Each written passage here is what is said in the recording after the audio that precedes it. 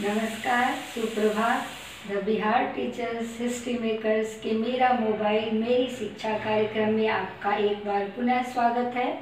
मैं डॉक्टर अर्चना रॉय फिर से उपस्थित हूँ अपनी कक्षा में काव्य खंड के अंतिम अध्याय अर्थात 13वां अध्याय गाँव का घर के साथ, जिसके कवि ज्ञानेंद्र पति हैं।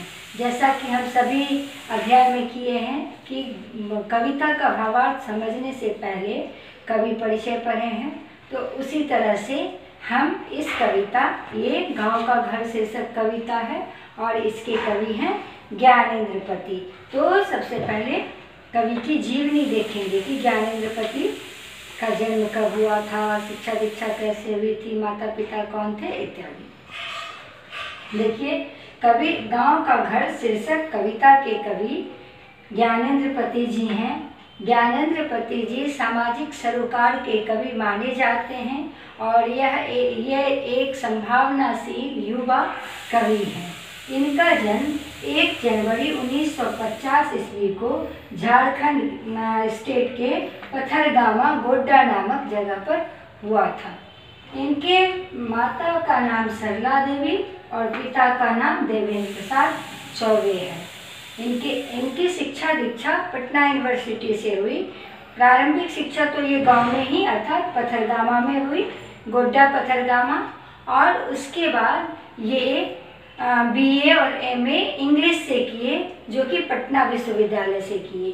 बाद में इन्होंने एमए हिंदी से बिहार विश्वविद्यालय मुजफ्फरपुर से इन्होंने हिंदी में एमए किया, अर्थात इन्होंने डबल एमए किया। एक तो इंग्लिश में है पटना विश्वविद्यालय से और दूसरा हिंदी से कहाँ पे, बिहार विश्वविद्यालय मुजफ्फरपुर में। तो अब हम इनकी कविता संग्रह देखेंगे।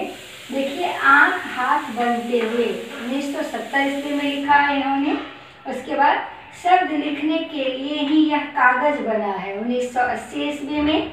गंगा तट 2000 में, संशयात्मा 2004 में, भिनसार 2006 में, कवि ने कहा 2007 में। इसके अतिरिक्त इन्होंने काव्य नाटक लिखा। क्या नाम है? एक चक्रा नगरी। काव्य नाटक का नाम है एक चक्रा नगरी। और कथेतर गद्य लिखा पढ़ते पढ़ते 2005 में। जैसा कि मैं बोली पहले ही, ये सामाजिक सरोकार के कवि हैं और संभावनाशील युवा कलाकार हैं, युवा कवि हैं। तो इनको संशयात्मा शीर्षक कविता संग्रह के लिए 2006 में सर्वश्रेष्ठ हिंदी साहित्य का सर्वश्रेष्ठ साहित्य अकादमी पुरस्कार मिला। जो सर्वश्रेष्ठ पुरस्कार माना जाता है साहित्य अकादमी, उनमें से एक है।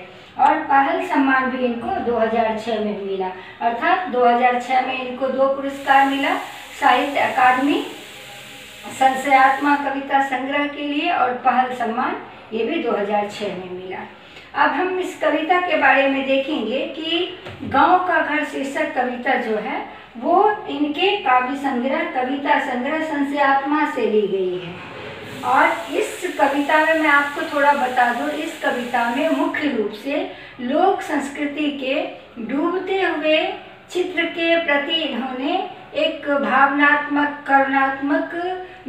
करुणात्मक रोष और व्यंग प्रकट किया है इस कविता में। जब आप कविता को देखेंगे, कविता के लाइंस को देखेंगे, तो आपको स्पष्ट होगा, उसके पदों को देखेंगे तो आप स्पष्ट रूप से समझ जाएंगे कि ये क्या है। एक लोक संस्कृति के डूबते हुए चिन्हों के प्रति इनका करुणा मिश्रित रोष है और व्यंग है इस कविता में।